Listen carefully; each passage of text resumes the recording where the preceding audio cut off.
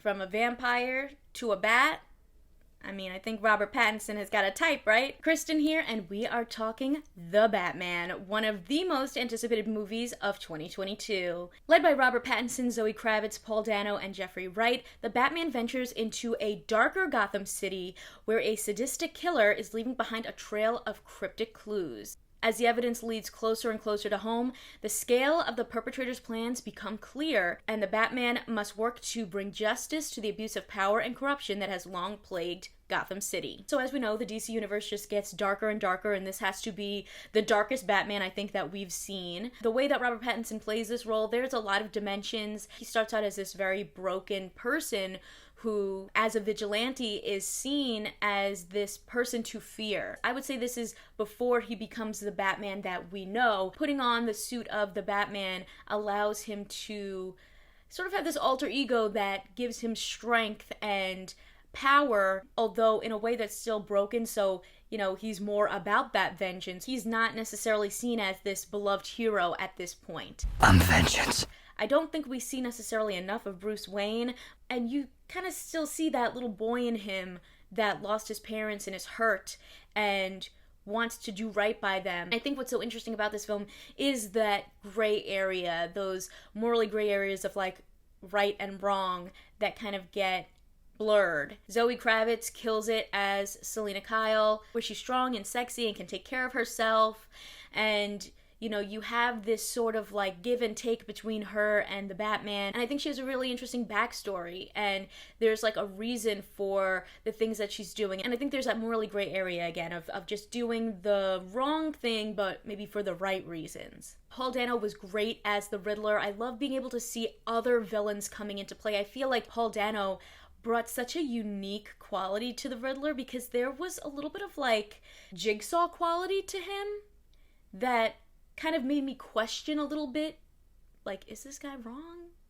Is he trying to be a vigilante too? And he also had a little bit of like an underground cultish internet leader quality, but also this childlike quality to him. That big scene where he and the Batman come face to face, I was like, this is really funny at the same time as being kind of like disturbing, just to see his reaction, because he thinks that him and the Batman have been doing all this stuff together, that they're on the same page, when like that's not the case. It's so overdone to just see the Joker over and over and over again, or just see, the Green Goblin for Spider-Man over and over and over again. I love when they really build out the worlds and bring in all of these characters, and so to see the Riddler as the main villain here, to see the Penguin, to see hints of these other characters, I thought that they really fleshed out this world, which makes sense because it was a long movie. It's like almost 3 hours, but I didn't feel like it was too long and dragged out. It felt more like I was watching a series of a television show, like they really packed everything in there. And then going into the Penguin,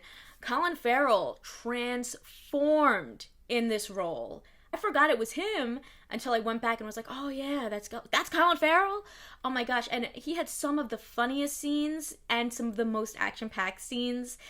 He just really stole the show for me, and I feel like maybe they could be setting up that he could be the next big bad for a potential sequel. Overall, the people that really stood out to me were Catwoman, the Riddler, the Penguin, and I think that that's really good. The fact that these other characters were able to have an equal playing field and equal weight, I think is important, especially in an iconic world like Gotham City. This film dives very deeply into sort of like the corruption and the evil that's going on in Gotham, and I think that they really set that up from the beginning.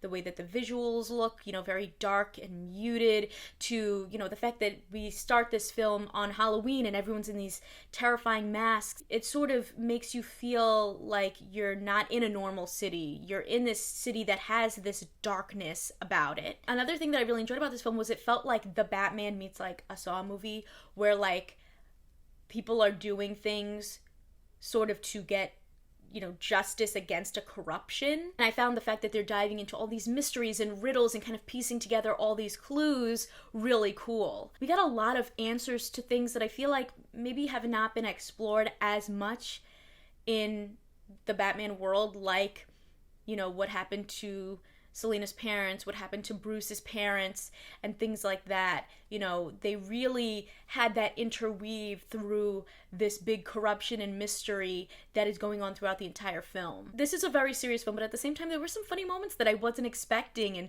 you know, people were laughing in my theater at certain points, and I thought that was refreshing to kind of add a little bit of that humor. I mean, it's not a comedy, but there was like some little moments that you kind of felt like you were in on the joke. There's also a lot of just really cool visuals in this film.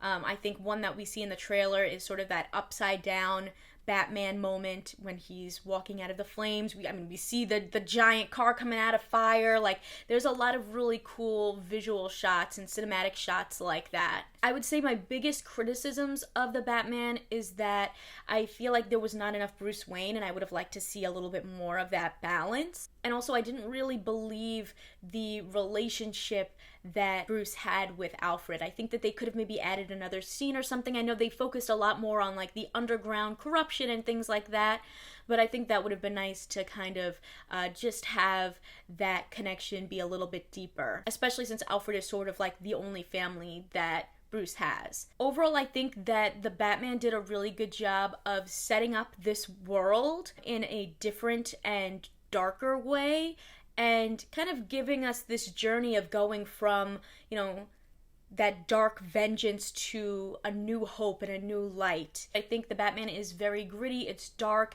it really kind of takes you on this journey where like the characters really grow and you see that change. That's really exciting as they dive deeper into the Batman world, because I think a lot of times we've seen Bruce Wayne as sort of this like, you know, wealthy playboy, and here it's like there's that darkness underneath. There's something else there before he can get to that moment. I definitely recommend checking out The Batman, although I will say 3 hours long, so make sure you take a bathroom break before the movie starts and bring snacks, because, you know, it's a long one. I got a little bit hungry. But I think people will really enjoy this one, and it's just cool to see like a different take on these characters that we've known for so many decades. Consider subscribing if you like my videos, and if you want to talk more TV and movies with me outside of the comments section, check out the exclusive Discord available on my Patreon at patreon.com/kmaldo. If you like this one, you can check out more of my videos right over here. See ya!